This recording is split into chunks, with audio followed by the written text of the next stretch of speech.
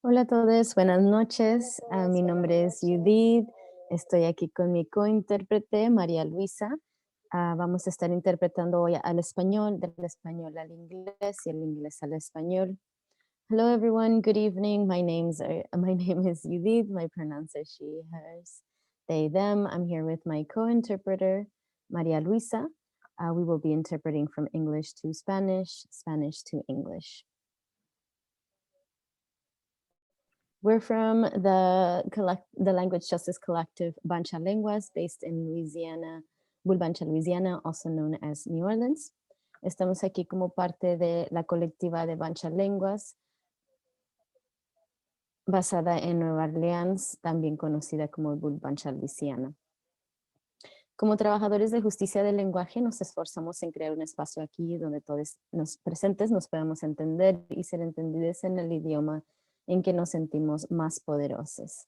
So as language justice workers, we strive to create a space where everyone here can be understood and understand in the language in which we feel most powerful. We'll also be, I think there's going to be an ASL interpreter. También va a estar una intérprete de señas americanas presente. At Bancha Lenguas, we work towards gender inclusivity in the language justice work that we do. So you'll notice us using the letter E at the end of binary words in the Spanish language. En Bancha Lenguas trabajamos hacia la inclusividad de género en nuestro trabajo como parte de la justicia del lenguaje. Notará que estamos usando la letra E al final de palabras binarias. Esto no es un error, sino nuestro intento en crear un lenguaje más inclusivo e incluir personas de todos los géneros. Ahora, para acceder a la plataforma de interpretación, habrán un icono de globo al pie de su pantalla que dice la palabra interpretación. Haga clic y por favor seleccione su lenguaje preferido. So if you're using a computer, you'll see a globe icon at the bottom of your screen with the word interpretation. Click on it and select the channel with the language of your choice, English or Spanish. For smartphone or tablet, look for 3 dots that read more and click on that and make your final selection. Para teléfono inteligente, busca 3 puntos que leen más y haz clic y haz tu selección. Just a few things, please pace yourself when you speak. It helps us to follow the interpretation. If you're talking too fast, you'll see us do this hand signal, or we'll send a message on the chat. If you're speaking too low, we'll do this sign signal. That means for you to speak a little bit louder, or maybe add your put your headphones in. So please keep an eye on the chat if we send you a message to slow down or speak up. Also, just please remember, one speaker at a time. Interpreters can only interpret one voice at a time, and we don't want to be in the position of having to decide which voice to privilege over the other. Una cosita, cuando estemos juntos, por favor acuérdense de hablar a un paso lento y constante. Si está hablando muy rápido, vamos a hacer esta señal de manos para que hablen un poco más despacio, o esta señal de manos si ya están hablando, no están hablando en voz alta. Por favor, echen un ojo al chat por si enviamos un mensaje para que vayan más lento, hablen más claro, o mantengan su micrófono en silencio si están hablando. Si no están hablando, perdón. Y acuérdense que una persona a la vez, porque los intérpretes solamente pueden interpretar una voz a la vez y no queremos estar en la posición de tener que decidir cuál voz privilegiar sobre la otra. Lastly, please don't suffer in silence. If you have any problems hearing us or the speakers, please send a message and we'll fix that. Por último, no sufra en silencio. Si tiene cualquier problema escuchándonos a nosotros o los presentadores, por favor manden un mensaje por chat. Thank you for all of your commitments to creating a multilingual space. Y gracias por su compromiso en crear un espacio multilingüe. Thank you. Welcome everyone to our third panel, Surviving Storms, Climate Change, Disaster, and Indigenous Resistance. I have the honor today of introducing to you one of the panelists, Patty Ferguson-bonhee, who is a member of the Pointe Chien Indian tribe. Patty is an attorney and a professor, and she serves as the native, She's a member of the Pointe Chien Indian tribe and serves as the Native Vote Election Protection Coordinator for the state of Arizona. Patty. Thank you, Joligat, and thank you so much for having us. I really appreciate it. Tonight, I'm coming to you or participating with you from the ancestral lands of the Chitimacha, which are our ancestors, Pointe Chien, who occupied this whole region. So I'm happy to share with you where I'm participating from. And I'm gonna inform you of who is on the panel. So to give you a little bit of background of this panel. So the whole region where we're from, the Terrebonne Lafourche Basin, is occupied by 5 tribes. And on this panel, we have 2 tribes participating. We had the chief of the Grand Kaya Dulac Band of Biloxi Chitimacha Choctaw, Chief Sherelle Parfait Dardar.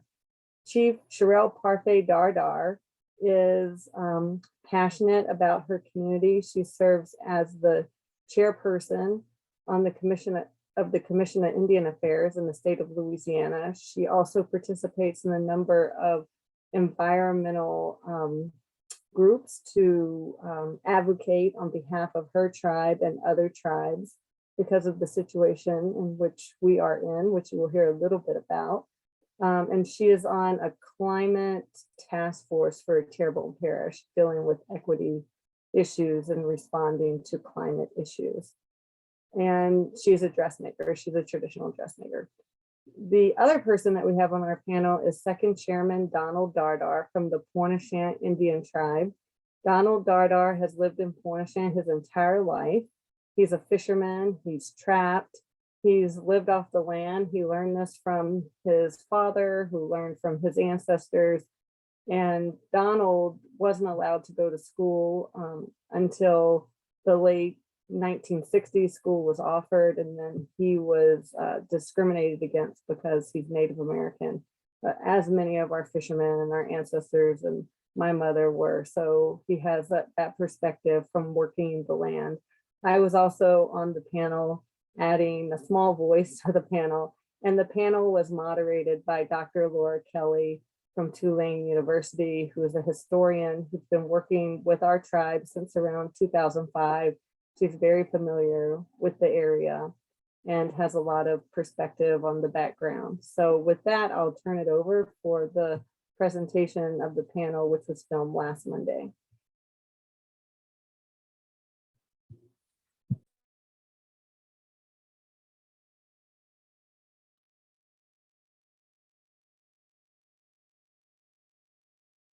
Hello, welcome. I am Dr. Laura Dean Kelly from Tulane University, and we are here today working on a series that Tulane is doing on the disaster, Hurricane Ida, the recovery and response. And our panel today is entitled Climate Change, Disaster, and Indigenous Resistance. And we have members from 2 tribes here on the bayou, and I'm gonna ask you to introduce yourselves, please. I'm Chief Sherelle Parfait Dardar of the Grand Kaya Dulac Band of Biloxi Chitimacha Choctaw, and we are located in, of course, the communities of Grand Kaya Dulac, Chauvin, a small section of Berg, and the eastern section of the city of Houma. Okay. I'm Second Chairman Donald Dardar, the Pointe Chien Indian tribe, and we're Pointe Chien, part of Oregon Road towards Berg and area there, biggest community anyway. Hi, I'm Patty Ferguson-bonhee. I'm a member of the Pointe Chien Indian tribe, and I'm also an attorney for the Pointe Chien Indian tribe. Yeah, let's start with you, Chief Sherelle. Can you tell our audience what a bit about your tribe? Of course, we are Biloxi, Chitimacha, and Choctaw descent, and we've been in our tribal area since time immemorial.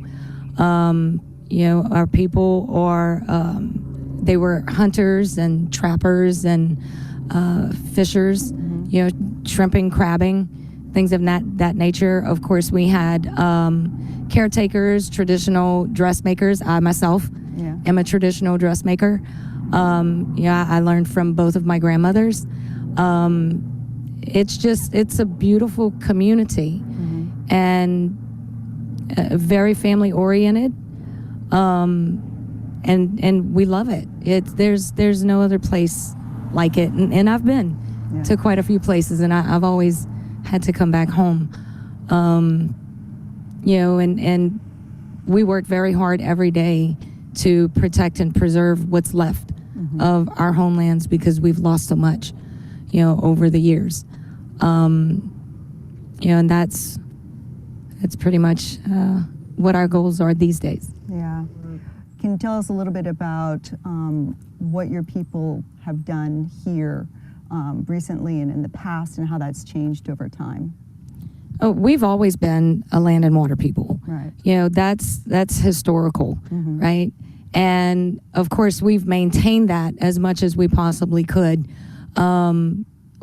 With all the effects of the climate crisis, a lot of those traditions are changing. We can no longer crab or shrimp the way we used to. Especially trying to depend on it for an income has become extremely strained. Now most of what's done is for subsistence, but even that's a challenge today, especially with all of the changes that are happening to the lands and the waters. But for the most part, we've maintained our identity and we're still exactly who we are, even amidst all of the changes and challenges. We've always been an adapting people and a very resilient people, and that's not something that's going to leave us. Okay, excellent. Donald, how has the landscape changed during your lifetime down here on Pointe Chien? Well, the water you mentioned earlier behind this building, they didn't have no water there when I was growing up. That's 65 years ago. It'll be 66 in November, and always did shrimp, crab, oysters, fish, and trap. That's all I ever done. And now, where we used to trap for furs before, for animals, now we fishing crabs and fishing, and so that's a big. I just watched the place disappear, and it's heartbreaking to see how much we lost, and it's just but we adapted to it. Wherever changes come, we adapted to the changes, So it's but it's totally different from when I was a young man and young boy, and now it's not getting better. It's still getting worse, and this is the worst hurricane we ever had, and the most damage we ever saw, and so widespread. I know our community is real bad off because when you lose this many homes in our little community, it was heartbreaking for me. Yeah.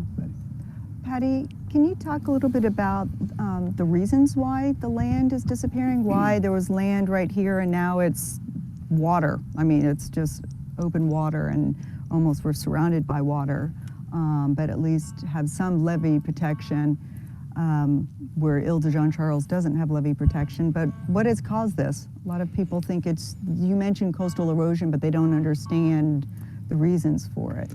Well, there are multiple factors, and I think it's important to note that they're man-made factors. They're decisions that have been made without having the people who are impacted being part of the decision-making process.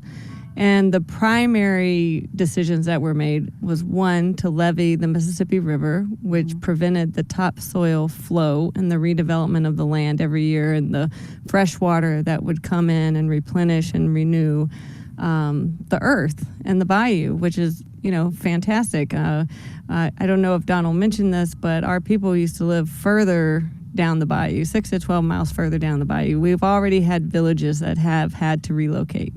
Right. So we've already had people who relocated because of the impacts of to our land from not only coastal erosion, but land loss and saltwater intrusion, which that's been primarily caused by oil and gas exploration, where they've come in the 30s, oil and gas was found in Terrebonne Parish, and they came in and they started developing and cutting up the land, and those land cuts have created a huge detriment to our people and our way of life.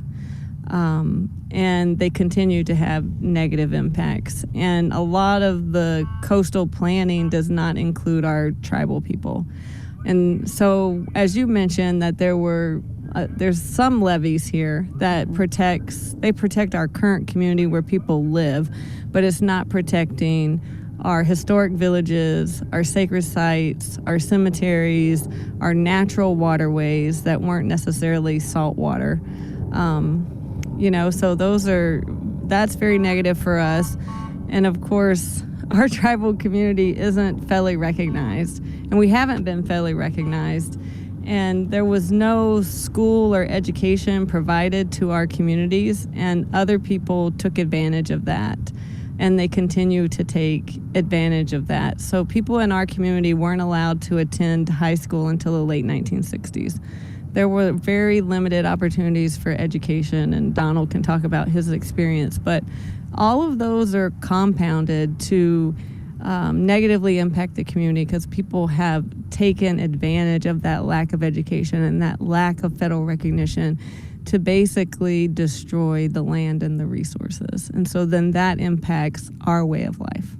Right. And storms have happened.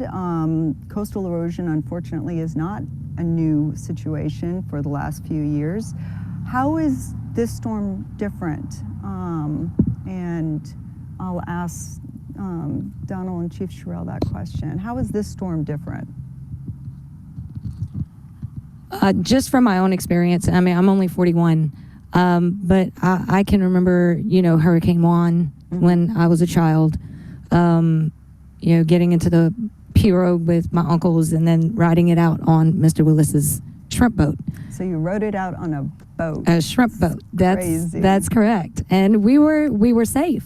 Yeah. Of course, hearing about Juan from my elders, they all said it was a rainmaker. Yeah. So there was flooding. Of course, we didn't have, the Morganza levee system back then or anything. So, of course, flood waters came in. This storm, I could definitely say, is the most intense storm that I've ever witnessed because of the winds. Mm-hmm. We were very fortunate that where I'm at, we did not flood, but the amount of devastation is something that I've never seen before in my lifetime. Yeah. And I pray that we never have to see that again. Unfortunately, that's our reality is that unless something is done to address the climate crisis and doing what we're, the scientists and our elders with traditional ecological knowledge, have been saying needs to be done. I'm afraid we're going to see more of these. And if you look in other places, we live with nature, right? She's all around us. So we're going to be seeing a lot more impacts like these. What about in your lifetime, Donald? Is this the worst storm, or how is it different from previous storms?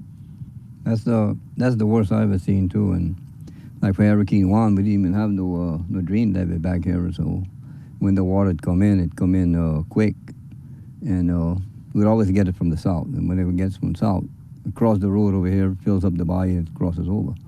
And that was Hurricane Juan. But we had a lot of storms since then, and every one of them seemed like it was worse. But this is really the worst we ever had. But I've seen islands totally wash away further offshore. But I think with a storm of this much pressure and power that it had, I think we still got devastated over here. It was just something that's never happened before, So people always ask, like, oh, was this worse than Katrina or Rita in this case? And your answer would be? It was worse than Katrina for us Yeah. in this area. We lost a few roofs on homes for Katrina, but never this many homes being totally destroyed. And this much damage. And like us, with the way Katrina was a different direction. I mean, any storm you're gonna get. If this storm would have passed a little bit more to the west of us, we'd have had water and wind. I don't think we'd have nothing left at all over here, because they predicted 12 to 15 feet of storm surge, and all the area in the back was, I think they said it's like 12 feet, so it would have jumped right over that and wiped everything out. The plan is to go 20 feet with it, but 18 feet, so Yeah. that might have been high enough. But Well, and the houses they seem to get higher with each storm and higher, but that's for water. When you go up higher, of course, you have it more, affects, yep. makes you more vulnerable to wind. Yeah, you protect from the flood, but then you're more vulnerable to the wind, So let me ask this question to y'all, because some people's reaction is, well, move away, don't stay here, move away. And what would your response to this be? I got asked that quite a few times, but people will come and bring supplies. And I say, this is home,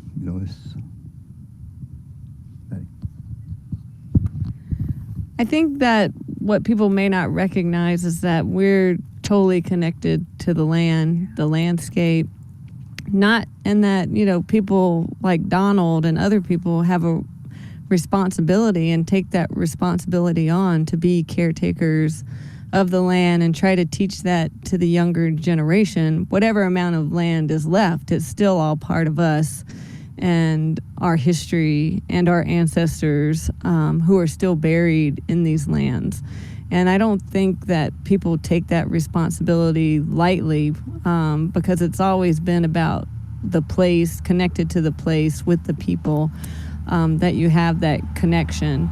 I also, I guess with regards to your question, there's different ways you can look at it is the way that this storm hit, right in Pointe. Right. So why are we now the buffer, right? And then if we're not the buffer, who's next and going to be the buffer? And I think it goes back to your statement earlier.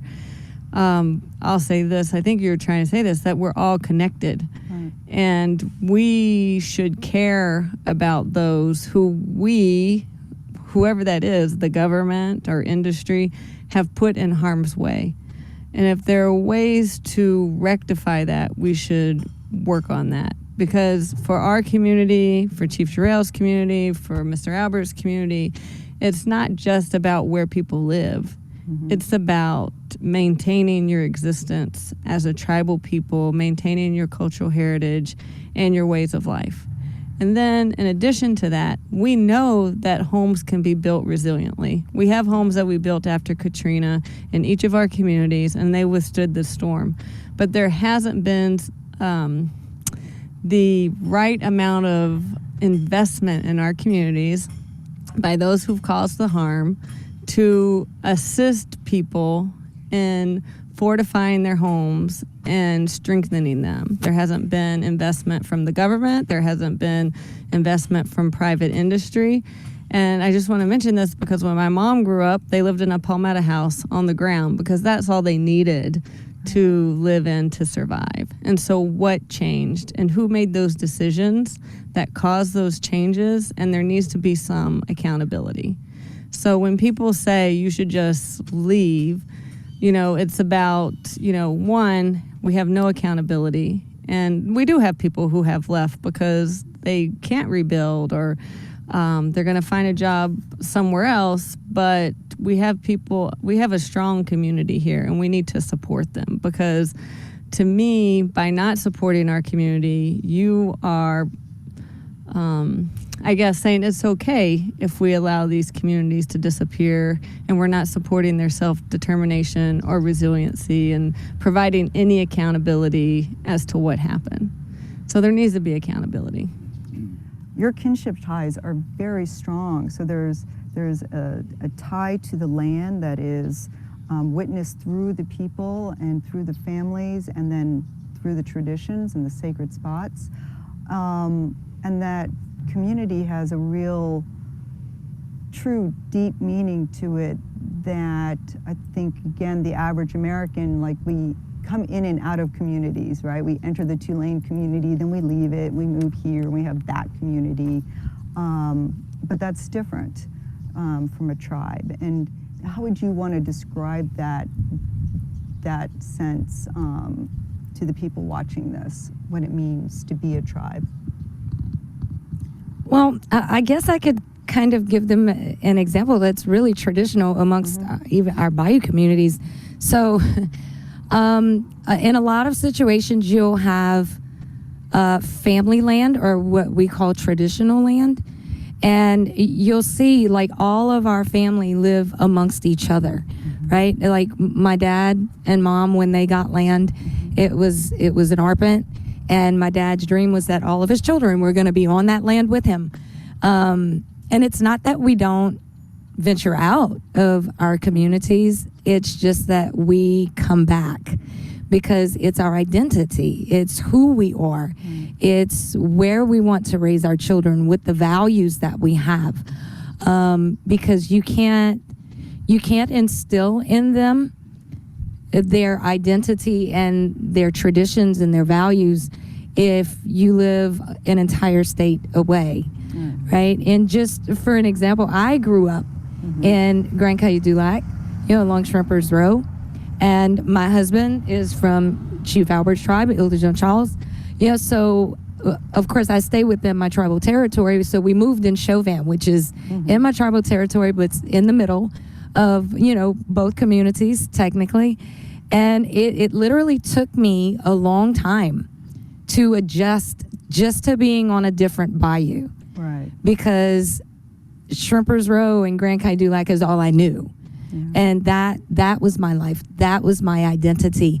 And, it's, I guess for others that aren't brought up the way that we're brought up, it can be difficult to understand. But anyone who's ever come into our communities and spent time with us, they want to come back because the connection is so deep. And it's not just to the people, it's to every single element of that community that we're connected. And you won't experience that anywhere else. So moving away is not... It's not an option. No.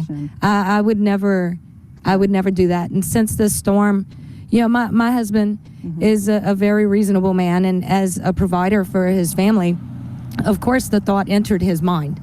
Of, okay, maybe we should move further inland. And my 12-year-old daughter said, that's okay, I'm gonna move back. So no, it's not an option to leave, it's our home.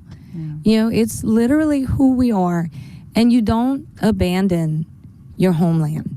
We are stewards of the land and the waters, and that's a responsibility that's been instilled in us since we were brought up. So I'm really proud of who I am and where I'm from and where I'm gonna stay. Right. Patty, could you speak to something that Chief Sherrill just mentioned about property and families and how that may complicate and be, problematic, especially in this time when you're trying to navigate FEMA and assistance and everything else, and how that can create further difficulties? Before we go there, I just want to ask Donald where he has lived his whole life. Lived in Pointe my whole life, and across the bayou from here. On this side of the bayou is Terrebonne, the other side of the bayou is Lafourche. And if you watch the hurricane track it took, right on the line, Lafourche and Terrebonne. And I got a picture of the map of the storm. It passed right over us over here, because you see one of the lakes, right, Montague's west of us right here. And you get, you can see one of the lake real clear on the map, that in the eye of the storm. And but I just but so unique about the bayou here. Been living here, been fisherman, crabber, trapper, and whatever I got to do to survive. My dad taught me how to do all that, and his dad before him. And if you ask anybody down the bayou here who down Dardar is, everybody knows. Everybody knows everybody. And across the bayou on the push side, I'm related to everybody from first house to the last house down the bayou. It's all family, so that's why when they ask me, why stay? Because it's home, and that's the only answer I got for him, And you never wanted to go anywhere else. No. Like you wait for this storm, I knew I wasn't staying for that, yeah. Yeah. I knew it would be bad.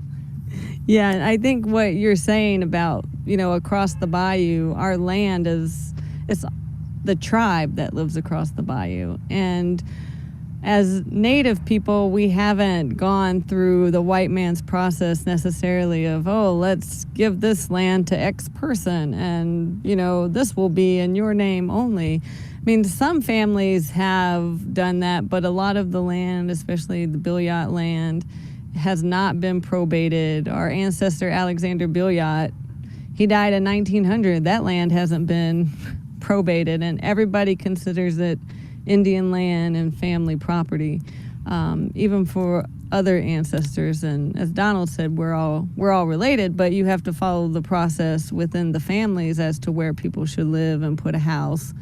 But that becomes complicated when you have a storm and FEMA denies people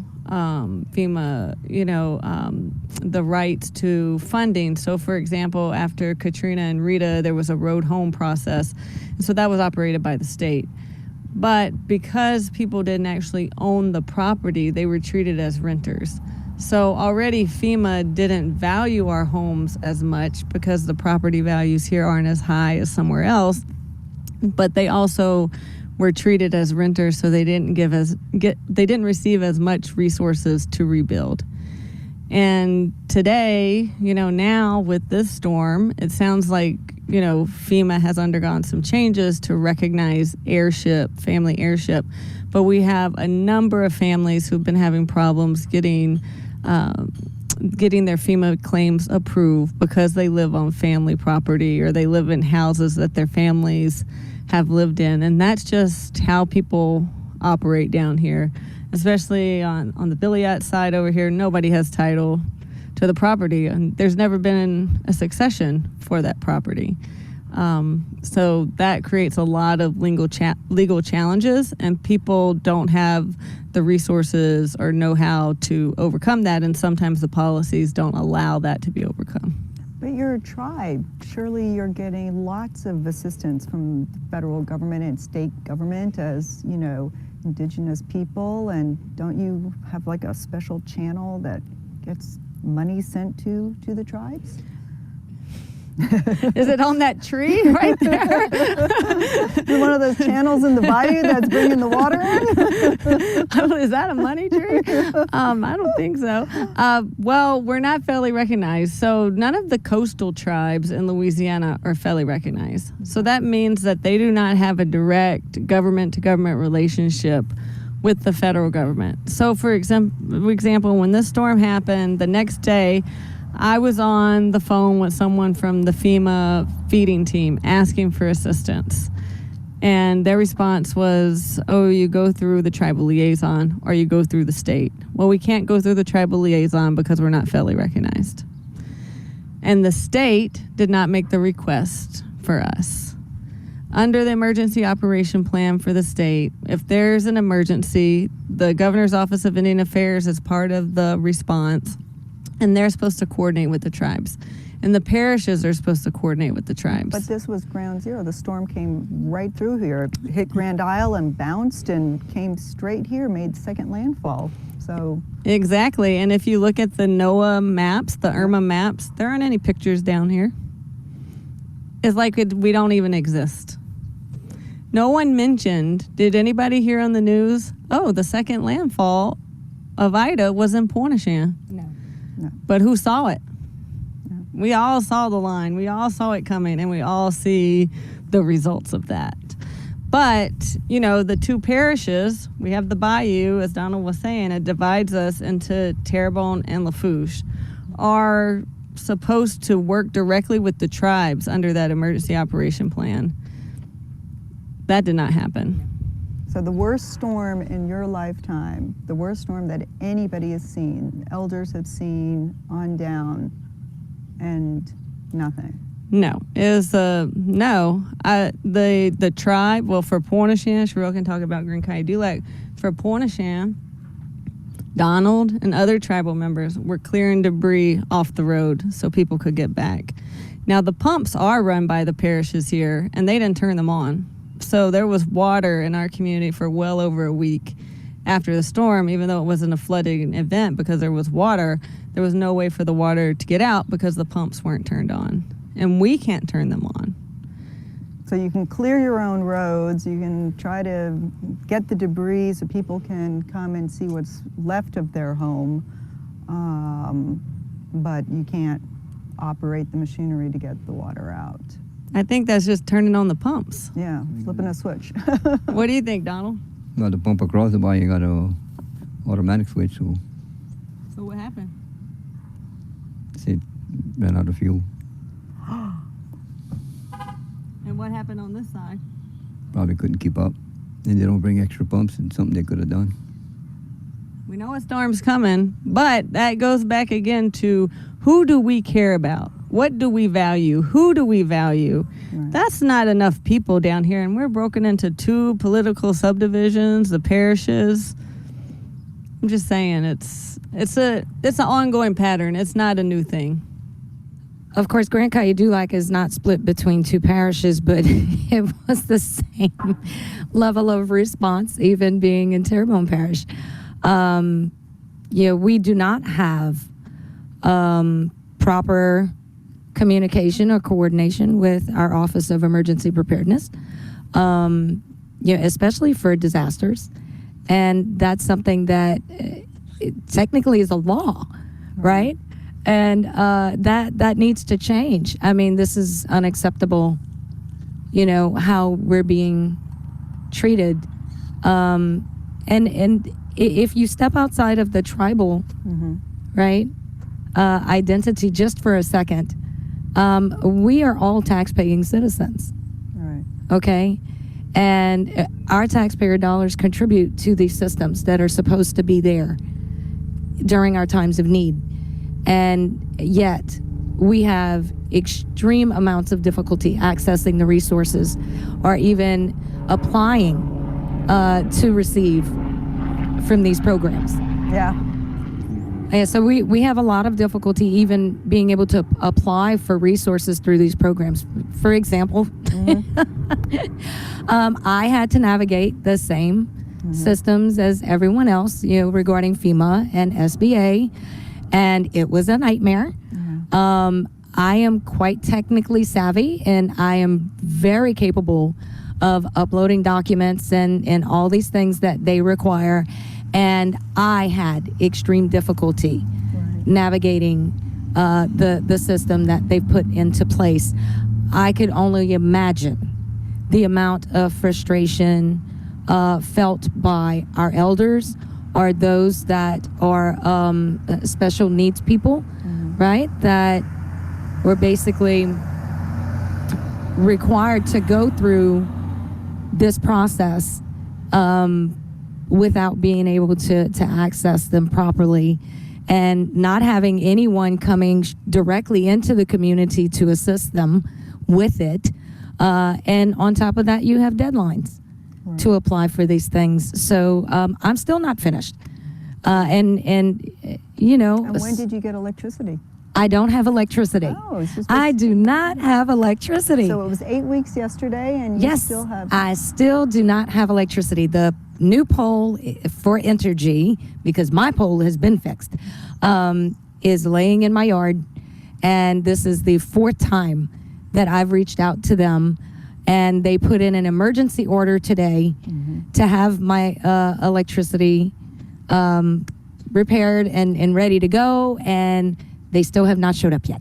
So you can imagine the level of frustration, a mother with 2 young children, having to constantly purchase fuel for a generator that's contributing to the emissions that we're trying to reduce. It's just been a bit much. I imagine. Yes. Patty, you want to? Yeah. I just want to follow up because I think people need to understand how unnecessarily difficult it was made to even request assistance, because for a month at least there was no electricity or water in Pointe. There's still no internet. There's still poor phone service. And I was making requests on behalf of all the tribes. Even though I represent Pointe, I was making requests on behalf of... And tell them where you were doing it from. I was doing it from Arizona because I had internet, fast internet, and I was sending these requests. And one of the responses I received was, why can't the tribal leaders just make these requests themselves? They have no internet. There's still no internet here in Pointe. Yeah. There's still no internet. There's still phone service is spotty. Right. And the people I'm associated, sending these emails to, I'm identifying myself as an attorney for Pointe, writing on behalf of the tribes. Mm-hmm. And the requests that we made were not unreasonable. Send FEMA people to our communities. Help us with mass feeding. Help, different housing, different things like that. And, the only response I did receive was that my mass care feeding request went in. But we had already received food assistance outside of that mass care feeding program because that was way late, So, but one of the other things that we were requesting, we were trying to request through Salvation Army for cleaning supplies and things of that nature. And we were told, that request has to go through the state. The state didn't put in the request, so we had to get the Catholic Church to submit the request because they wouldn't respond to our request because we're not a federal tribe. So not having that federal status actually also limited us with nonprofits who come in and provide disaster aid. Which you wouldn't think of. You would just assume nonprofits would help anyone and everyone. And when you're down here and you see the catastrophic level of destruction, because this is wind destruction, there's some of these houses, there's nothing left but the steps. And that it's obvious how much help is needed. And some of it nonprofits can do, food. Tulane's been sending volunteers each Saturday. Students have been helping with this demolition work, but some of it you can't, like housing. Where's temporary housing? Or debris pickup. Or debris pickup. Which is just like 2 months in. Yeah. And it's not even going to be all the debris pickup because you can't tear more things down if you have no place to put the debris. Right. Or to clear the roads. Yeah. How long did it take for them to clear the roads? Which just, I guess, leads my question about obstacles and hurdles, but also support, like short-term, medium-term, long-term support. What would you like to tell the people watching? And as I've said, and we've all said, we have always been a resilient and adapting people. Okay, we have been working on different projects, different plans, for our communities, right? So that our people are able to live healthy, productive lives that are also beneficial to our environments, right? And would benefit everyone in our communities. We need support with those projects. And we don't just take all of this information, right, that we create and hoard it to ourselves. No, we share this information with other communities that are going to be facing the very same real challenges that we are facing today. And, quite frankly, we're a tribal people. We cannot deny that. We know that. Everyone else has known that for forever. However, we seem to be the ones that get discriminated against because we simply don't have a federal status blessed upon us, right? And this is a system that has been created by others and pushed upon us, right? And at the same time, the process just continually gets more and more difficult. We've been in the process for well over 25 years now, and we should have already had federal acknowledgement, so those are just a couple of the things that I can mention right off the top of my head. But you know, it's just a matter of understanding that we are all connected, and just because we're a tribal people makes no difference. We are still all brothers and sisters, and we are responsible to and for each other.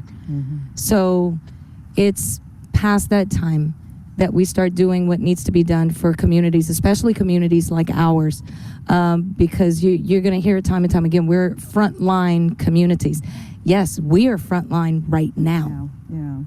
That doesn't mean we're always going to be the frontline community. There are others that are next if we don't start doing what we know needs to be done, and getting support to carry those things out. Yeah. What about coastal erosion? Are there ways to rebuild the marsh, Donald? Are there projects that you've been involved in? You know, is there hope that some of this land can be slowly come back again? If it's possible to, I know we can't put back everything, but they built land off inside a Grand Isle right there for the birds, for the pelicans to nest on. So, you know, if you could build land that quick for birds, seems like you could build land For people? yeah, big land for people. And so we know it can be done, but it's just are they going to do it, you know, just, and I don't know. What about the backfill? Yeah, we're having a canal backfill that we're working on. There's 6 tribes. How many tribes is that? Yeah, I want to say it's like 5 tribes. 5 tribes, yeah, and we're working on the canal backfill, and that's gonna try and slow down the tidal water anyway, from natural flow, you know, that's currents, and hopefully we could close some of them canals off, then we will have a little bit less current coming in as fast anyway. We did a project with oyster shells with CRCL, and we went check it the Wednesday, I think, after the storm, or somewhere right there, the following Wednesday, and it looked like it had, with all the mud they had with this storm, it kind of built up on top of the bags of shells, the ones that was higher to the top. So it like created a little marsh there, but it destroyed a lot of the other marsh. So it's a little marsh creation there, but a lot of destruction of other places. So But now that you've seen that project, you think it could be done other places? I think we could save a little bit just with oyster shells, yeah. What are the oyster shells doing? The oyster shell is supposed to create its own reef. Baby oysters are gonna grow onto them, and it's just gonna keep getting larger and larger, and just keep growing. That's the purpose So it's of a it. natural barrier that protects those sacred mounds and stops the land from eroding there. Right. Mm-hmm. And they had baby oysters on them when we checked them, so it looked like that's it might work. Yeah. Patty, short, medium, long term? So, Wow. I mean, I think if I asked Donald, what do people need now? Homes. Homes. So right now in the short term, we want to get people into some temporary sheltering at their location so they can rebuild their homes. Right. Because people can't rebuild their homes if they're not here. And people don't want to be anywhere else. And you can see if like people are bringing sheds down and things like that down to convert into homes because they want to come back. People want to be here. They don't want to live in the city. They want to eat fresh seafood, you know, so that's their life. They want to be around their family. You know, it's a whole kinship mentality of taking care of each other, which you can't do if you're dispersed. You just can't do that. So that's one of the things. Second, we need to take care of our crabbers and our shrimpers because they lost a lot during the storm too, and they provide for everyone. The resources they share with everyone else, all the family, but they also make their living off of that. And so we need to find ways to support them. I haven't heard of any programs. Have you heard of any programs yet for the fishermen, Donald? I'm talking to you because you're the fisherman. No? And then long term, we want to rebuild homes that are resilient and strong, that can withstand the storms, because we know that it can be done. And while we're doing that, we also want to create more protection below the cutoff, which is the current village where people live, because that's all sacred land to us that has our ancestors and our fishing areas. And we know that there can be projects that are done. And the problem is, you were talking about levees earlier, like levees can be good and they can be bad. And so now that there's a levee there, that threatens that land even more. Because it's totally outside and it will be pummeled. And so we know, because the levee isn't complete, we were hit by Hurricane Barry 2 years ago, the water found its way through that opening and came up. Because there's so much water, it's going to find those openings. And then also, not just about the land, I think we're really concerned about losing our language. I know we're really concerned about losing our language. And so we want to be able to ensure that the younger children can learn the language in schools and that they feel comfortable learning the language, because everything is in English. And we want to be able to maintain our Indian French, and we can only do that through some support through the school system, which basically tried to assimilate everyone and have them not speak the language. Isn't there laws in Louisiana specific with Codafil that's supposed to be helping protect, promote, and preserve? Yeah, they're supposed to be, but they don't work in Terrebonne Parish. We have filed 2 petitions with the Terrebonne Parish School Board with a sufficient number of parents requesting French immersion at Pointe Elementary. One in 2018, one in 2020. The school board never acted on those petitions. Actually, they did nothing. And we met with them in 2019, and they told us that they, well, we heard you're thinking about closing Pointe Elementary. We think it would be great to convert this to a French immersion school. Donald and Chief Sherrill, they were both at that meeting. And the superintendent said, no way, we're not going to close the school. We would never do that. And then at the end of this past school year, with COVID and everything else that happened, they moved to close the school. So now our kids aren't even going to school in our community, and we're the only bayou that doesn't have a school. And so we're still going to be working on something to provide Indian French language to our kids. We might be delayed a little bit with the storm, but it's still a priority for the tribe. Patty, starting with you and going down, can you speak to Indigenous resistance? How does resistance look down here? What's the face of resistance here? I think it exists in a couple ways. One is that we still exist, even though basically, first the schools didn't want our kids to go there, and now they want to close the school, basically saying we're not important. We have to push back and say, no, we are important and we matter, and we still live here, because we know that people would love for Pointe to turn into sports fishing. Right? Sports fishing. So a pleasure ground. Yeah, for others, a pleasure but ground not a because home. because people want to use the resources here. But that's not what we want. Yeah, you can have your sports fishing wherever you go, but this is our home. This is our way of life. This is our community. And we have examples from our community when oil and gas was trying to cut through a cemetery. And I don't know if you were there, Donald. You could probably talk about it. And our tribal members went out with guns and said, no, you're not going to cut through our cemeteries. And they left, but then they filed a lawsuit against us, and now we're suing them. And that's been going on since the mid-'90s. We filed an Aboriginal land title claim. But, the courts stayed that claim until the federal government decides whether we federally recognize. So we can't give up on that fight, because you shouldn't have to be federally recognized to have your Indigenous identity and your self-determination respected. Right. But that's what that's a violation of the UN Declaration on the Rights of Indigenous Peoples. I was going to say, doesn't the UN have a statement about that? Yeah, and Chief Sherrill's tribe, our tribe, Pointe, Ile-de-Jean Charles, Grand Bayou, and a tribe from Alaska filed a complaint with some special rapporteurs at the UN.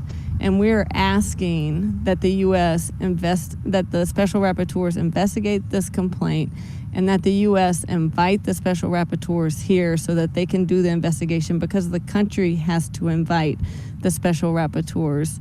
And because we believe it's long overdue, the longer that we wait, the more harm that occurs. Yeah, so this resistance has a long history. It's not something coming up recently.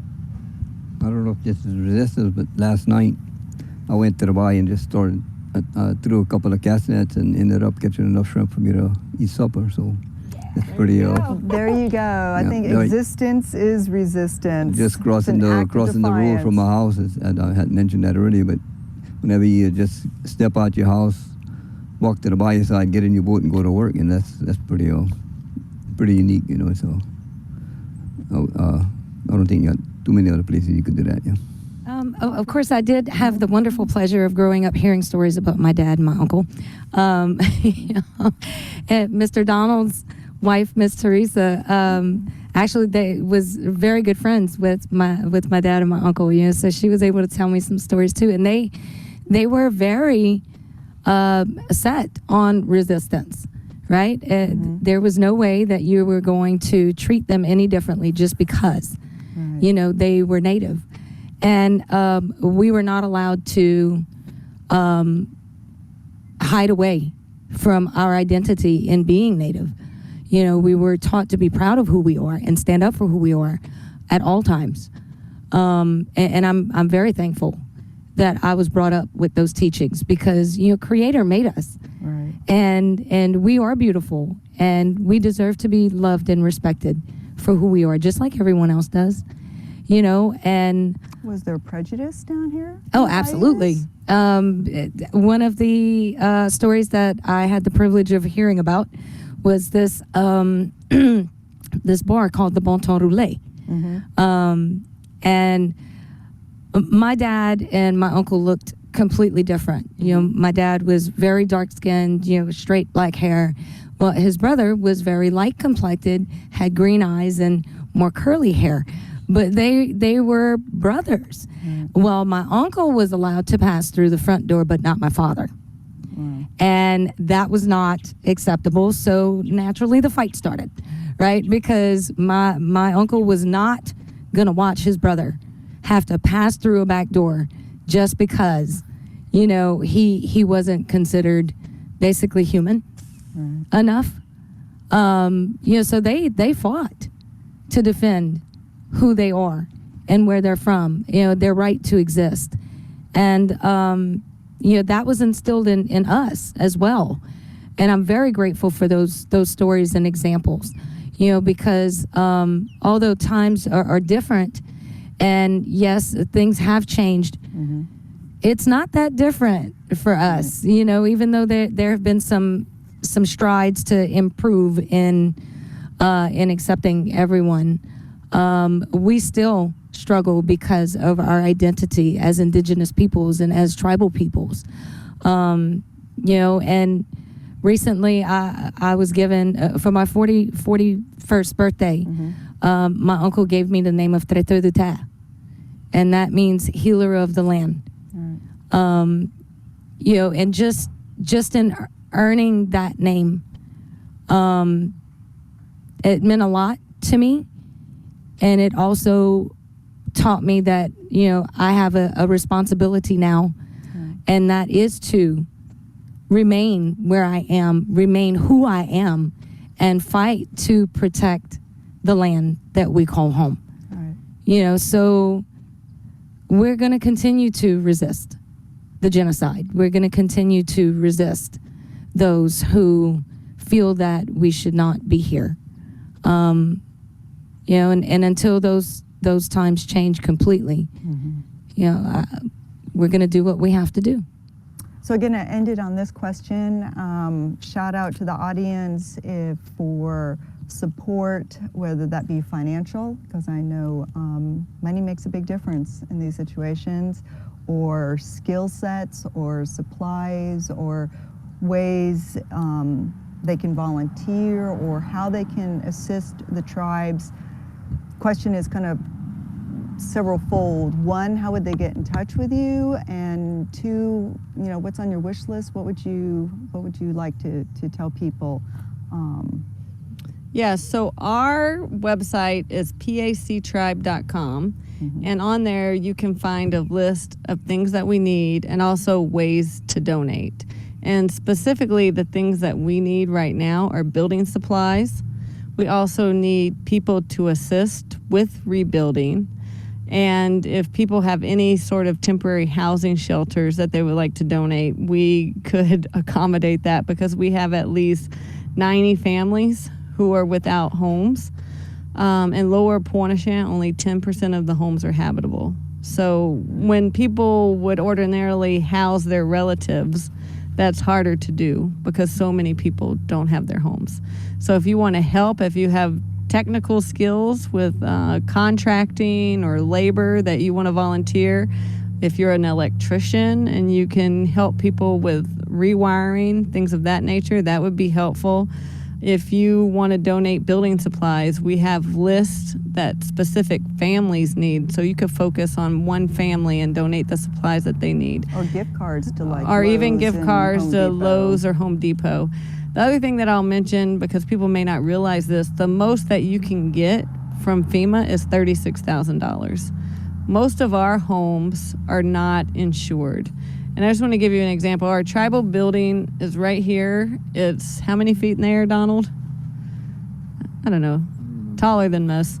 So it's quite 16, 18 feet. yeah, it's quite high in the air. And a few years ago, we were going to get wind insurance, and the wind insurance was going to cost us $12,000. So we didn't get wind insurance, and that's the same. This is a 1,200 square foot building. So the families don't have wind insurance. And some people are being denied FEMA because they don't have flood insurance, but their houses are 15 feet in the air, so why do they need flood insurance?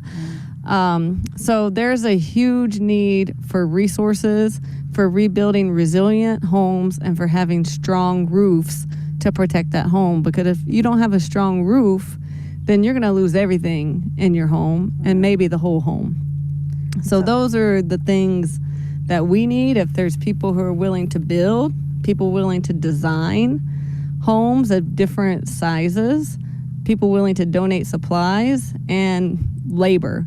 And, right now we have great volunteers on Saturdays through Tulane, which we really appreciate because we couldn't move all this debris without volunteers. So all this that has been done so far has been volunteer-based. And that's just a blessing to everyone in the community. It gives them a little ray of hope, actually a lot of hope when you see people come in. And none of it's government. It's all people from the goodness of their hearts. Well, I want to make sure we get Sherelle's let me just say one website. thing here. Yeah. So everything that you just said now, I'm thinking at Tulane, we have a School of Architecture. Yeah. And this seems to be a perfect opportunity to looking about building, as you said, affordably, sustainably, wind event, because this is not just a problem here down the bayous. This is going to be problems all along the coast. And then you look at tornado alleys, you look at extreme weather that is a result of climate change, and that there's a real opportunity to look at the guts of these houses that have been ripped apart and say, okay, so what happened here and why is this house standing and these next 10 not? And then look at rebuilding. It seems to me that would be tailor-made for the architecture school and for the students going there and the professors to think about it. Think about building and something that could be replicated in other areas. So Yeah, definitely having some plans and prototypes, looking at the buildings that did survive. Yeah. Why did these buildings make it through? Why did Donald's house make it through, but someone next to him, his neighbor didn't? Right. Or his mom's house, part of it, came apart. So what is the difference in the way those houses were built or the way they were reinforced? What can be done so that people don't they're not going to get very much, so they're going to build something and it's not going to be sustainable. Right. We Right. don't want that. That, you know, all of these storms create, you know, a lot of, it's not just, you know, the building, it impacts your whole self. Yeah. And Which then reverberates through the tribe. yes, So for Pointe Chien, the website is pactribe.com. pactribe.com. And we have a GoFundMe on there. We have a PayPal on there. We have lists of supplies that we need. And it's 100% tax deductible. 100% tax deductible. And if you want to donate your services, you can contact us and we can help coordinate that. Were you going to say something, Donald? I was just going to say, your building, we got a round building for our tribal building, and then we got a little square house on the right side of it, and both of them withheld the storm. You know, the tribal building or the round building, it blew out the back door, but besides that, though, you know, we had a back porch on it, but it took that and the back door. And the little building, the water came in through the doors and the windows because of the pressure. Besides that, you got no damage to the Right. square building. So let's take a look at that. All right, Chief Sherrill, how can they get in touch with you, and what's your wish list for help and supplies? Well, of course, we do have a tribal website, and again, no internet and still no Right. electricity. So we need some serious updating on the site. But it's gcdbcc.org Okay, /support. okay, Okay. And that goes directly to the tribe's PayPal, which is 100% tax deductible. Also, you know, if you want to follow us on social media, we have a Facebook pages as well under Grand Kaya Dulac Band of Biloxi Chitimacha Choctaw. And everything that Patty just said that their community needs is the same thing each of our communities are in need of. And, you know, of course, financial support is definitely a blessing because that allows us to do the work that we need to do, you know, getting supplies and things. But of course, we need supplies.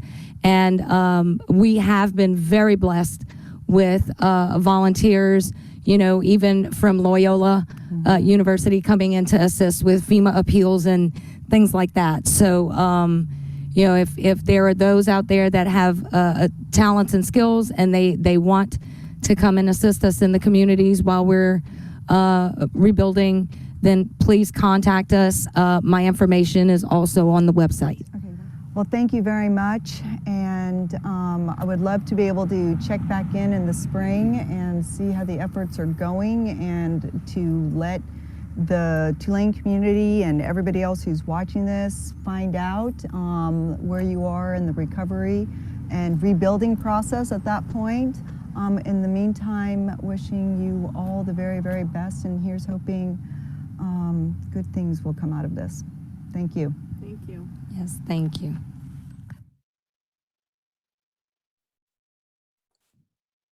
All right.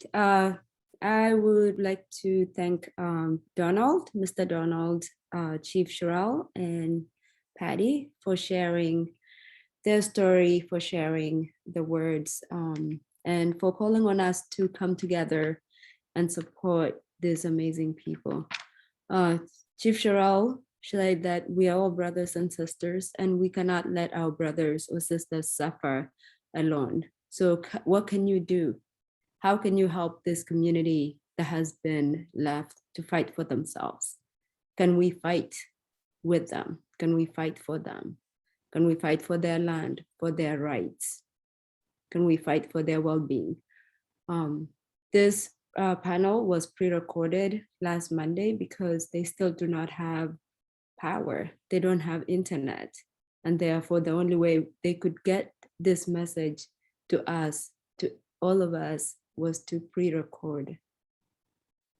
If you look at those of you who are in New Orleans, you can hardly see the remnants of Ida. But if you go down to the bayou, to Pointe Chien, it's like it just happened. So please go, please travel to Pointe Chien, go help and see for yourself. It's not just a tale, it's the reality for the communities that live there. We'll open for questions. Please post your questions on the chat. Or if you'd like to speak up, please raise your hand and I will try my best to call and make sure that one person at a time.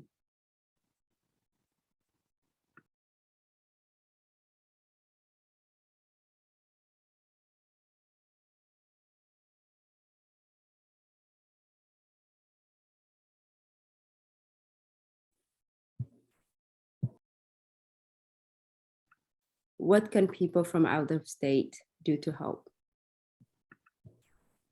So that's a great question. Thank you so much, Anne, for the question. Anne actually was helping us, or is helping us, I think, with Twitter and Instagram, especially when we did not have access to the internet.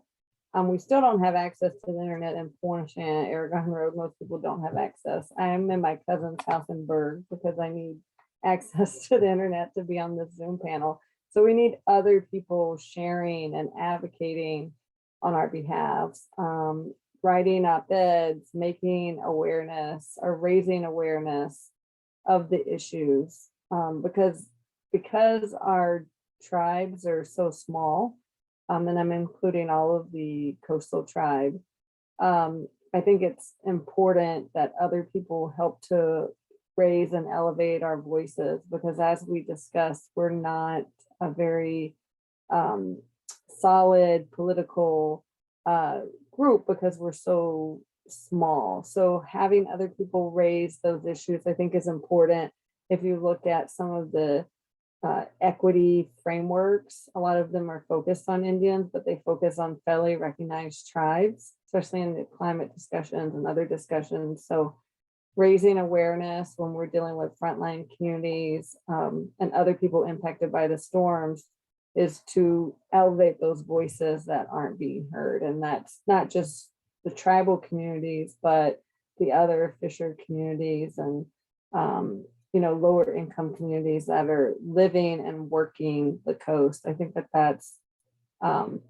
that's really important to have people understand the complexities. So if people can, talk about it, I just put in a link to the Louisiana Coastal Tribes Coalition. I know that I need to update that and add more pictures, but we had, one of my former law students, a law fellow, created that site. So if anybody wants to work with us to try to raise awareness or figure out ways that we can elevate those issues, that would be helpful. And I don't do Twitter or Instagram. I don't do Facebook. So everybody who's helping, whether in the tribe or outside of the tribe, to do those things is very, very helpful. And so out of state, I think there's very creative ways that you could assist us in helping elevate our voices. And the question from Megan is there value in political lobbying or pushing our elected officials to help get some help for the tribes? Yeah, I think that there would be value in that, especially because, as I mentioned, we're so small, so we can make a request. But if there are other people who, those voices or those elected leaders tend to value more, are supporting that effort or making those requests, then I think the, requests may go further or are more supported. So I do believe that there are ways that groups can do that. We went before the National Congress of American Indians and presented a resolution saying, that FEMA needs to be equitable. There's a lot of issues with equity, especially dealing with slow onset issues. But now I think with hardening these homes and making them resilient, if you only get 36 or even 42,000 with housing assistance, that's not enough to build a resilient home. And, and so people are still going to live there and they're not going to be in a resilient home. And we need to think about creative ways that we can support communities or get investments. And maybe that's by asking the government to invest in a pilot program in our community that could be replicated in other coastal communities, and also doing more to protect the coast. I mean, our coastal environment is important, and we need to be doing more to protect the coast and the lands, so that we can stop some of the bleeding and do more restoration. What was it like for your mom when she grew up versus now? So I see that Laura asked that question, and so she wanted me to share some photos, and I am going to share this photo. So hopefully y'all can tell me if you can see this. Can you see this photo? Okay, so I can't see my screen to change it to, let me see the slideshow. Just so you can see it more clearly. So my mom was born in the late 1940s. This picture is from the late 30s, and it's Pointe. And so you can see that the homes are on the ground, and my mom lived in a palmetto house when she was little, and she said that the floor was so clean. It was a dirt floor, but my grandma would, she would always sweep the floor, and it was really hard. And so it was a very, you know, it was like cleaner than anywhere that you would go. But the houses were made out of palmetto. So everything that you needed was provided for you. And I just want you to see this picture because you can see all of the trees. And so it's very important that it was very green. So Pointe was very green, and people had everything that they needed. And this is a picture of some of the men, because people worked very cooperatively, and they're building a palmetto house together. And so you build the house, and then people help you build your house, and you help someone else build their house. And this is another type of house. It's a mud and moss house with a palmetto thatched roof. And so these are the kind of houses people would live in. And they didn't have electricity. So when my mom was growing up, they didn't have electricity, and people cooked outside. So this is an example of one of the ovens, that type of ovens people would cook with outside. So, once people got electricity, they started getting appliances and, cooking inside, but they didn't have bathrooms. They had, bathrooms outside. So during the culture camp, the kids, were like, what? You didn't have bathrooms? Like, how did you use the restroom? And what did you use for that? So all those questions come up. And this is a picture beyond where people live today. It's way further down the bayou, and you can see how green it is. There's so many trees. It's beautiful. Looks very serene, but it was very lush. And so I'll just share this picture, and then I'll turn this off. But this is the upper picture is the cutoff canal in Pointe in 1907, and the lower picture, which is also my backdrop, is the cutoff canal in 2017. And you can see how the trees are dead, and people could live on the land way further down for a long time, until all the saltwater intrusion came in and killed a lot of the life. So I'm just going to stop share.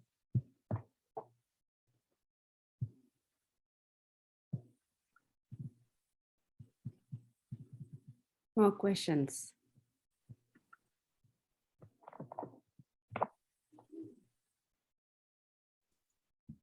I wanted to, Sabrina had her hand up, and let her speak in a moment, but she's a great example of things that you can do that are creative. And that is, she's created pieces of art that she is then selling, with 100% of the proceeds going to Pointe. She can speak more about that, but I thought that was a really wonderful way of taking a skill that you may have, that you can then that you can use, that can then help raise the money to build the building supplies and pay for the building supplies and other items like that. So I just wanted to mention that. But Sabrina, you had your hand up. Sure. I had a question as well preceding, but I can talk a little bit about the prints as well. So I'm the currently the peer mentor for Dr. Kelly. I have the great pleasure of doing that and being able um, to be a part of this process. So two years ago, when we had come to visit, there was still some wreckage from Katrina, and that I photographed and made a print with. And the power of the internet is that you're able to get a message across pretty quickly to a broad group of people. And so that was something I felt I could do immediately to help in some way raise awareness, as there's a lack of coverage in media of the situation, and raise funds in that way.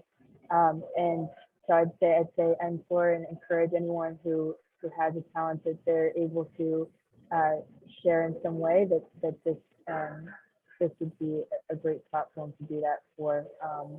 If you feel that you're not able to volunteer your time or your funds, that we each have gifts that we can contribute in some way.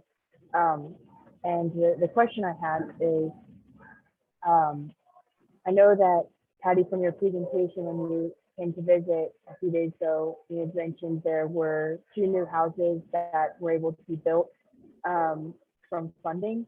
And I wanted to ask what that looked like, if the contractor was involved or if the money was for materials only, and what types of reinforcements, physical reinforcements, you guys had included in these updated homes. What is the new baseline as the coast is eroding and as there's less protection from the oversalination of the trees dying, and that barrier becomes the homes themselves.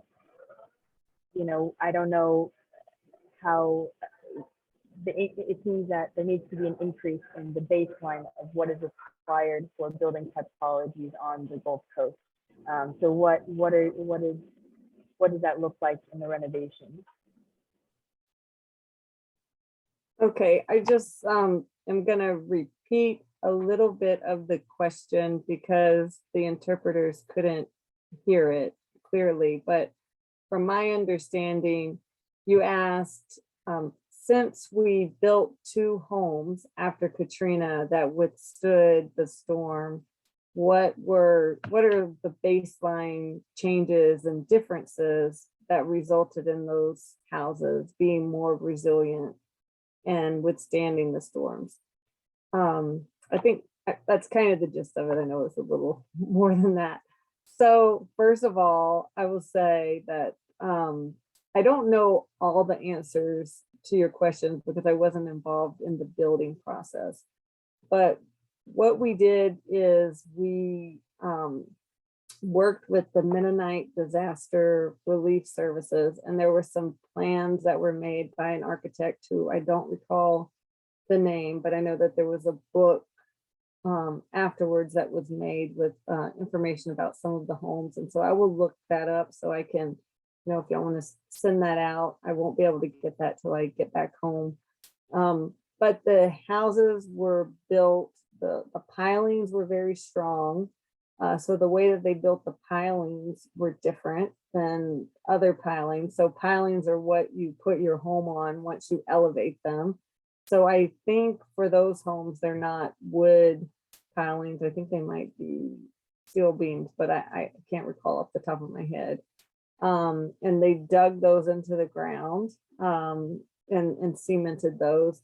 And then the house itself, the way that it was built is built to withstand at least 150 mile per hour winds. It might be 185 mile per hour winds, but there was a lot of design that went into creating that home.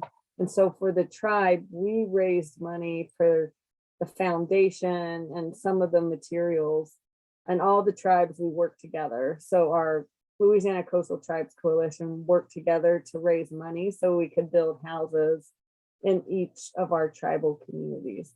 And I would have to find out more information about specifics of those plans.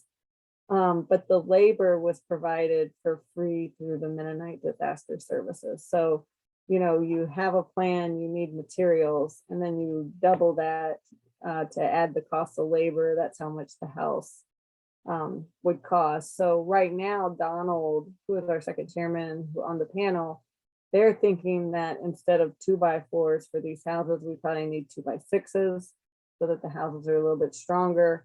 The houses that the Mennonites built also had hurricane straps, as does our tribal building, where the top is strapped down around the house. I'm not really sure.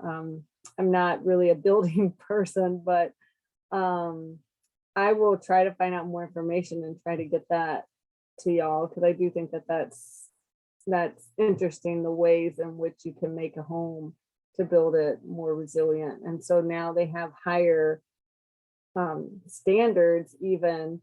And so you can see that camps that were built after some of these higher codes went in, the parish codes, some of those houses withstood the storm. And part of that also is the roof, having a metal roof or a strong roof that can withstand those storms. But I am not the type of person, or I don't have the skills to really provide an analysis, a real analysis for any of this. I know my limitations. There's a question, Patty, that was sent directly. So the question is, if Tulane as an institution were to really walk the walk in terms of our commitment to equity and justice, what might that look like in the short term and long term?